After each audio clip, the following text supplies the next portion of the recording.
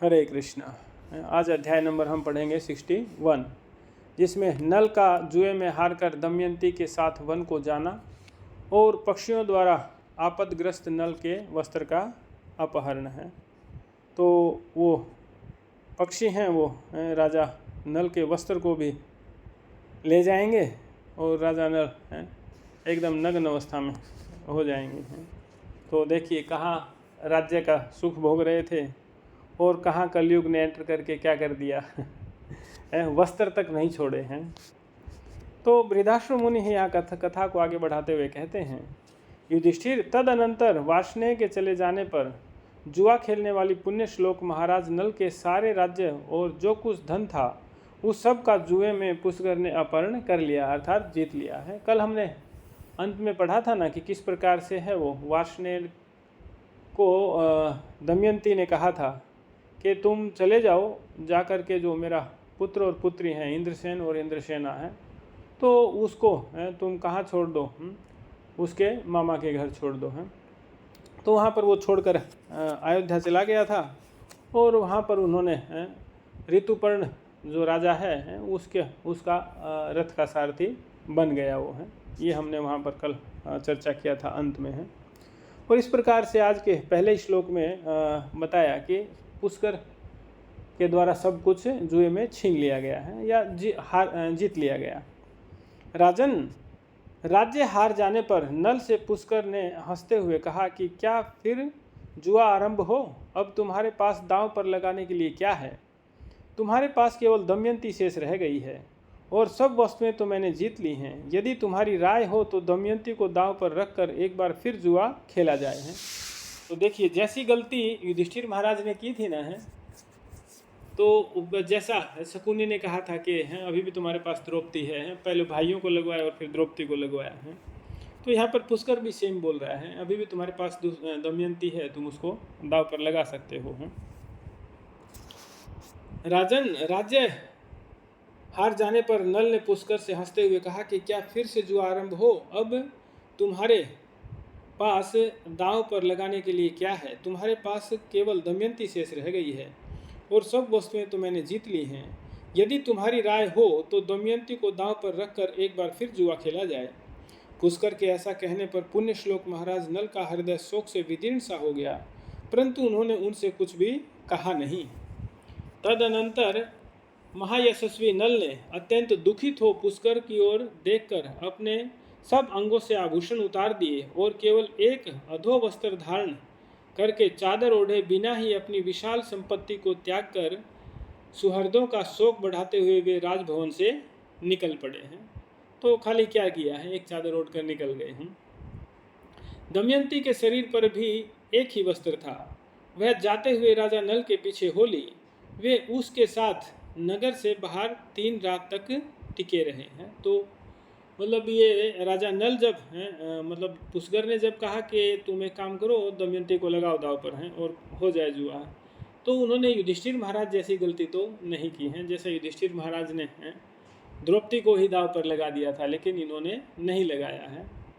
और वो महल से हैं, एक एक वस्त्र दोनों के शरीर पर है और वो पूरा राजभवन छोड़ करके हैं चले गए और ये भी उसके हैं पीछे पीछे चले गए। 3 रात तक वो एक साथ रहे, मतलब ऐसा है 3 रात तक टिके रहे। महाराज पुष्कर ने उस नगर में यह घोषणा करा दी, डुंडी पिटवा दी, जो नल के साथ अच्छा बर्ताव करेगा वह मेरा वध्य होगा। युधिष्ठिर, पुष्कर के उस वचन से और नल के प्रति पुष्कर का द्वेष होने से पूर्ववासियों ने राजा नल का कोई सत्कार नहीं किया है। तो देखिए, समय करा दे नर के कर ले, समय आवनी जानी है, समय पे प्यारा दोहरा दर्जा, समय बदल जा बाणी है। हमारे यहाँ भजन गाया जाता है। तो समय करा दे हैं, समय कुछ भी करवा सकता है, नर के कर ले हैं, तो मनुष्य क्या कर सकता है और समय आता जाता रहता है, समय आवनी जानी है, समय पे प्यारा दोहरा दर्जा है। तो समय पर प्यारा व्यक्ति भी धोखा दे जाता है और समय बदल जा वाणी है। तो समय जब खराब आता है तो लोग हमारे साथ हैं बुरी वाणी से भी बात करते हैं। तो ऐसा ही राजा नल के साथ हुआ जुआ खेला राजा नल ने और कैसी विपत पड़ी, तो के लोग उनका सत्कार करना भी छोड़ दिया है।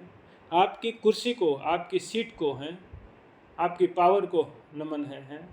लेकिन जब आप उस पावर में, उस सीट पर से हट जाते हैं तो कोई आपका सत्कार नहीं करता है। तो देखिए राजा नल है वो सीट पर थे, हैं गद्दी पर थे, तब तक सब लोग अच्छा बर्ताव करते थे, हैं। लेकिन जब राजा नल के साथ वो सब कुछ हार गए पुष्कर के साथ जुआ खेल के, हैं, तो इस तरह से हैं राजा नल का कोई सत्कार नहीं हुआ। इस प्रकार राजा नल अपने नगर के समीप 3 रात तक केवल जल मात्र का आहार करके टिके रहे। वे सर्वथा सत्कार के योग्य थे, तो भी उनका सत्कार नहीं किया गया है। हालांकि वो सत्कार के योग्य थे, लेकिन फिर भी उनका सत्कार उन्होंने जो नगर के लोग हैं उन्होंने नहीं किया है। और आगे कह रहे हैं बृहदाश्व कि वहाँ भूख से पीड़ित हो फल मूल आदि जुटाते हुए राजा नल वहाँ से अन्यत्र चले गए। केवल दमयंती उनके पीछे पीछे गई हैं। तो हम महाराज युधिष्ठिर के विषय में देखते हैं तो उनके पीछे पीछे तो पूरी हस्तिनापुर गई थी, जब वन गए हैं, उनको वनवास हुआ तो, और उन्होंने कहा भी था कि आप मत जाओ। और अभी तक भी उनके साथ में 10,000 ब्राह्मण हैं और उनके 5 भाई हैं। यहाँ राजा नल के पीछे तो कौन गया है? सिर्फ दमयंती, बाकी किसी प्रजा को कोई हमदर्दी नहीं थी, हैं। जबकि राजा वो धर्म में स्थित था, लेकिन फिर भी है प्रजा कैसी अत्याचारिणी होती है। भगवान राम तक को भी, या माता सीता के पीछे भी उन्होंने लांछन लगाए हैं। तो फिर राजा नल भी तो धर्म में स्थित थे, लेकिन फिर भी प्रजा ने उनका साथ नहीं दिया है। तो प्रजा का तो ऐसा ही है राजा प्रजा के लिए अपनी जान है वो दांव पर लगा देता है, उनकी रक्षा करता है। लेकिन प्रजा है उन्हीं राजा को क्या करती है, धोखा दे देती है। इसी प्रकार नल बहुत दिनों तक क्षुधा से पीड़ित रहे। एक दिन उन्होंने कुछ ऐसे पक्षी देखे जिनकी आंखें सोने कैसी थी। उन्हें देखकर क्षुधातुर और आपत्तिग्रस्त होने के कारण बलवान निषद नरेश ने मन में यह बात आई कि यह पक्षियों का समुदाय ही आज मेरा भक्ष्य हो सकता है, और इनकी ये पाँख मेरे लिए धन हो जाएंगी, और इनकी ये पाँखें मेरे लिए धन हो जाएंगी। तदनंतर उन्होंने अपने अधो वस्त्र से उन पक्षियों को ढक लिया, किंतु वे सब पक्षी उनका वस्त्र लेकर आकाश में उड़ गए हैं। मेरे वस्त्र पक्षी ले भागे हैं, तो ऐसा भी भजन है, गाया जाता है। तो ये पक्षियों को पकड़ने के लिए इन्होंने ऐसा किया कि इनको आहार बना लो, क्योंकि कुछ खाने को मिल नहीं रहा था। तो लेकिन जब अधो वस्त्र था, ऊपर का तो था नहीं कुर्ता वगैरह, है सिर्फ नीचे की लुंगी इत्यादि रही होगी, है। तो इस तरह से जब उन्होंने पक्षियों के ऊपर डाली तो ये पक्षी भी उनको लेकर भाग गए। उड़ते हुए उन पक्षियों ने राजा नल को दीन भाव से नीचे मुंह किए धरती पर नग्न खड़े देख उनसे कहा, ओ खोटी बुद्धि वाले नरेश, हम पक्षी नहीं पासे हैं, और तुम्हारा वस्त्र अपहरण करने की इच्छा से ही यहाँ आए थे। तुम वस्त्र पहने हुए ही वहाँ से चले आए थे, इससे हमें प्रसन्नता नहीं हुई थी। है देखिए, एक वस्त्र पहन रखा था, है तो ये भी है उसको कलयुग को अच्छा नहीं लगा है तो ये पासे थे जो पक्षी का रूप धारण करके आए थे, हैं, और वो वस्त्र भी ले गए।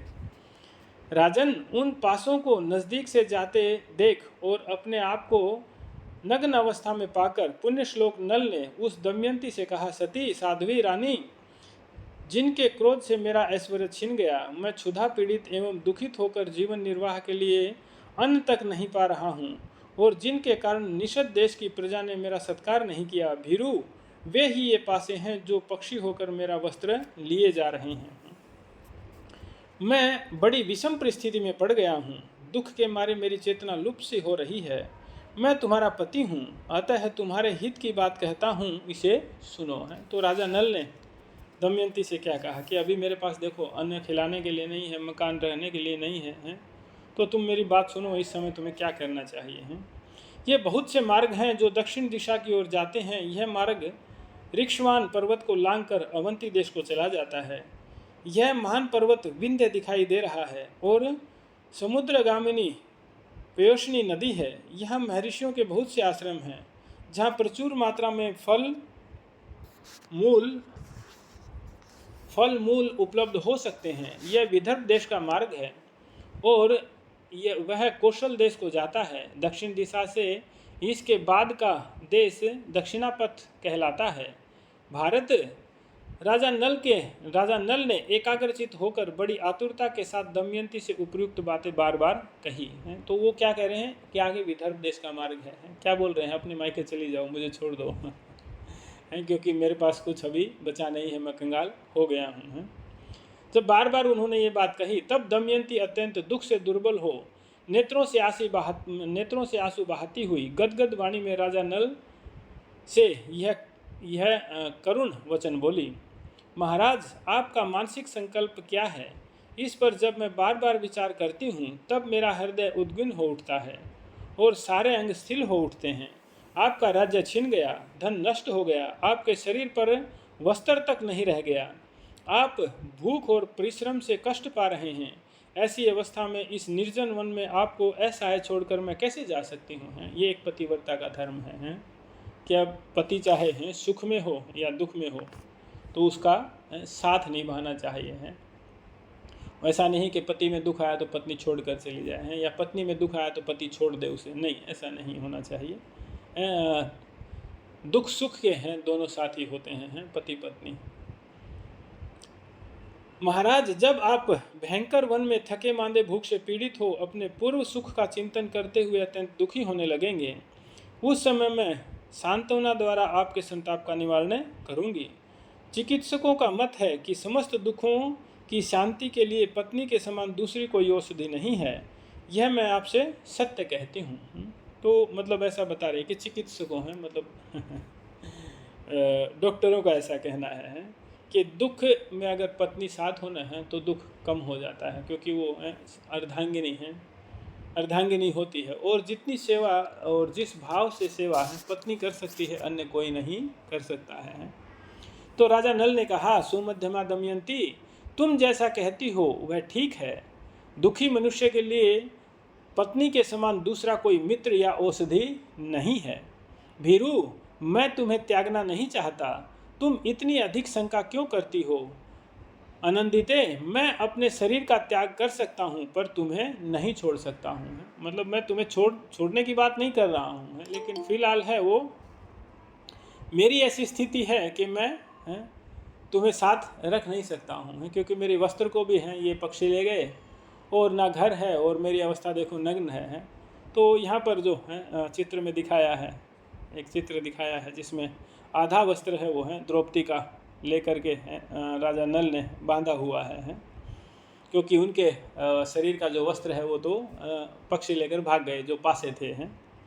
तब दमयंती ने कहा, महाराज, यदि आप मुझे त्यागना नहीं चाहते तो विदर्भ देश का मार्ग क्यों बता रहे हैं? राजन, मैं जानती हूँ कि आप स्वयं मुझे नहीं त्याग सकते, परंतु महीपते, इस घोर आपत्ति ने आपके चित्त को आकर्षित कर लिया है, इस कारण आप मेरा त्याग भी कर सकते हैं। तो चाणक्य नीति में एक श्लोक आता है जिसमें ऐसा बताया गया है कि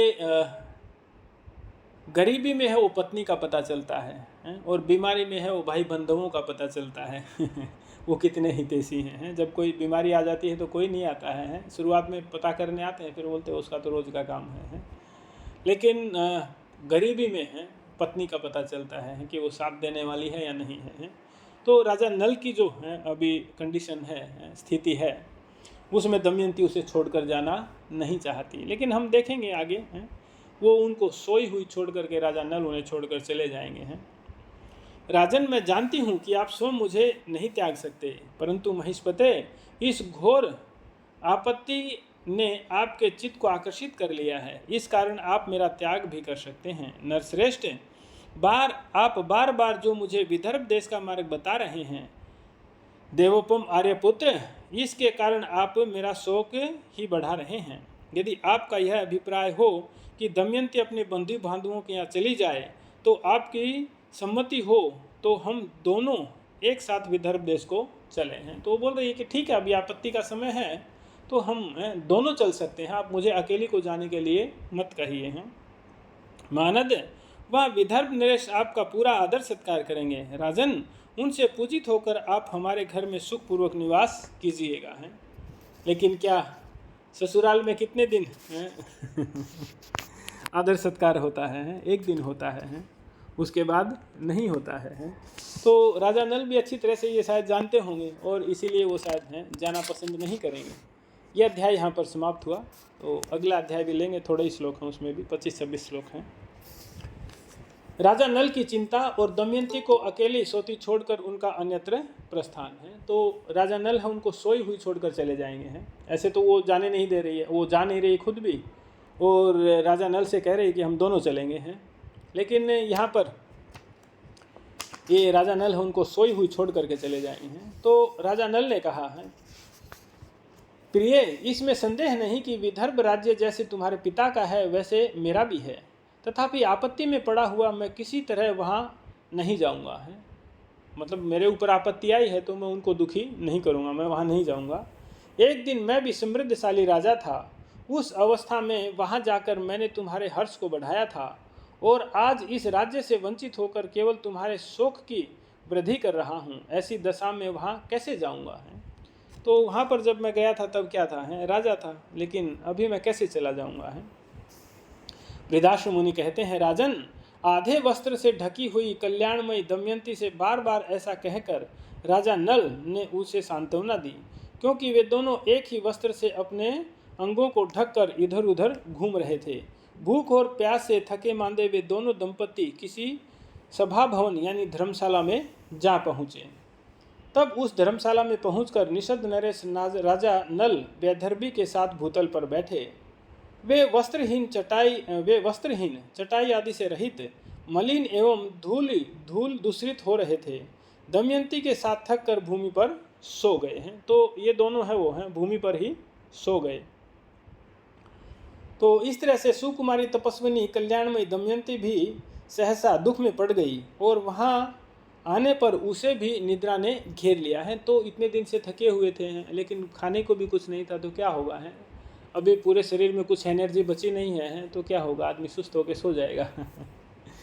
तो राजा नल का चित्त शोक से मथा जा रहा था। वे दमयंती के सो जाने पर भी स्वयं पहले की भांति सो न सके। राज्य का अपहरण, सुहृदों का त्याग और वन में प्राप्त होने वाले नाना प्रकार के क्लेश पर विचार करते हुए वे चिंता को प्राप्त हो गए। वे सोचने लगे, ऐसा करने से मेरा क्या होगा, ऐसा करने से मेरा क्या होगा, और यह कार्य करने से क्या होगा। मेरा मर जाना अच्छा है और अपनी आत्मीय दमयंती को त्याग देना। यह मुझसे इस प्रकार अनुरक्त होकर मेरे लिए ही दुख उठा रही है। यदि मुझसे अलग हो जाए तो यह कदाचित अपने स्वजनों के पास जा सकती है। तो राजा नल ऐसा विचार करते हैं कि ये ऐसे तो जाएगी नहीं है, पतिव्रता है, मैं इससे अलग चला जाता हूँ तो फिर ये अपने भाई बंधुओं के पास ही जाएगी, क्योंकि इसके पास और कोई ऑप्शन है और कोई रास्ता बचेगा नहीं है। मेरे पास रहकर तो यह पतिव्रता नारी निश्चय ही केवल दुख भोगेगी।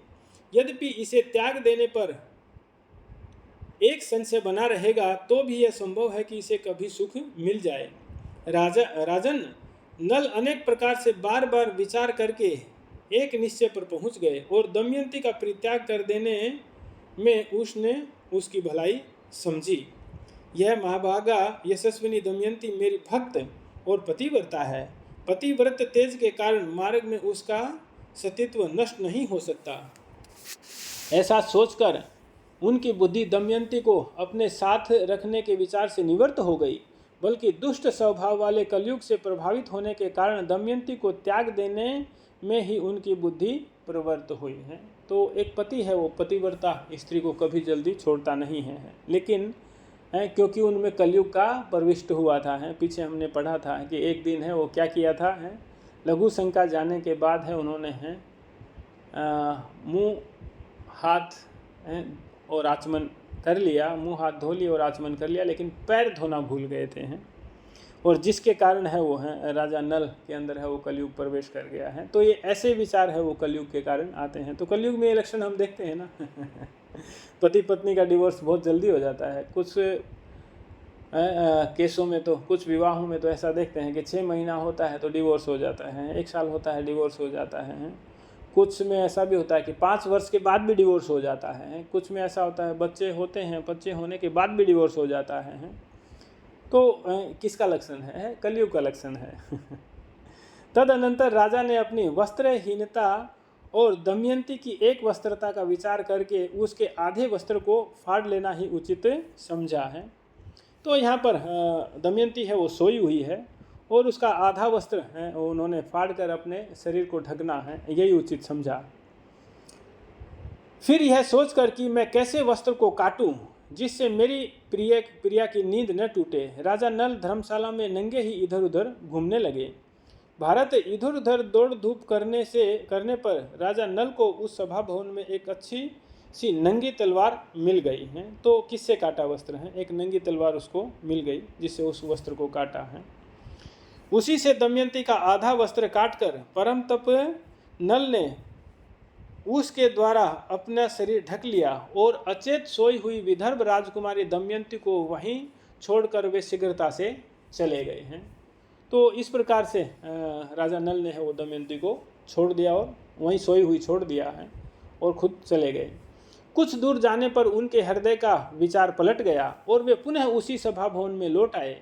वहाँ उस समय दमयंती को देखकर निषद नरेश नल फूट फूट कर रोने लगे। वे विलाप करते हुए कहने लगे, पहले जिस मेरी प्रियतमा दमयंती को वायु तथा सूर्य देवता भी नहीं देख पाते थे, वहीं आज इस धर्मशाला में भूमि पर अनाथ की भांति सो रही है। सही बात है, हमने पीछे देखा था ना कि इंद्रदेव, अग्नि, यमराज हैं, ये सब हैं उनको उनके साथ विवाह करना चाहते थे हैं, लेकिन इन्होंने किसको चुना है, राजा नल को चुना है। लेकिन फिर राजा नल ऐसा विचार कर रहे हैं जिसे सूर्य देवता, वायु देवता, इंद्र देवता, यमराज इत्यादि भी नहीं देख सकते थे। आज वो अनाथ की भांति जमीन पर सो रही है। दुख तो होता है ना, कोई अपना प्रियजन जब दुख में आता है तो तकलीफ तो दिल में होती ही है। यह मनोहर हास्य वाली सुंदरी वस्त्र के आधे टुकड़े से लिपटी हुई सो रही है। जब इसकी नींद खुलेगी तब पगली सी होकर न जाने यह कैसी दशा में पहुंच जाएगी। यह भयंकर वन हिंसक पशुओं और सर्पों से भरा है। मुझसे बिछुड़कर शुभ लक्षणा सती दमयंती अकेली इस वन में कैसे विचरण करेगी हैं। फिर दूसरी तरफ विचार करने लगे हैं राजा नल। महाभागे, तुम धर्म से आवृत्त हो। आदित्य, वसु, रुद्र, अश्वनी कुमार, मरुदगण, ये सब देवता तुम्हारी रक्षा करें। इस भूतल पर रूप सौंदर्य जिसकी समानता करने वाली दूसरी कोई स्त्री नहीं थी, उसी अपनी प्यारी पत्नी दमयंती के प्रति इस प्रकार कहकर राजा नल वहाँ से उठे और चल दिए। उस समय कली ने इनकी विवेक शक्ति हर ली थी हैं। तो यहाँ पर हम क्या समझ सकते हैं कि जो लोग विवाह करके अपनी पत्नी को छोड़ देते हैं या तलाक ले लेते हैं या डिवोर्स दे देते हैं, महाभारत के इस वाक्य से हमें समझ में आता है ना, उस समय कली ने इनकी विवेक शक्ति हर ली थी है। तो कलयुग ने उन व्यक्तियों की विवेक शक्ति है वो हर ली है जिसके कारण वो अपनी पत्नी को छोड़ देते हैं। राजा नल को एक और कलयुग खींच रहा था, तो एक और तो कलयुग खींच रहा था और दूसरी ओर दमयंती का सौहार्द।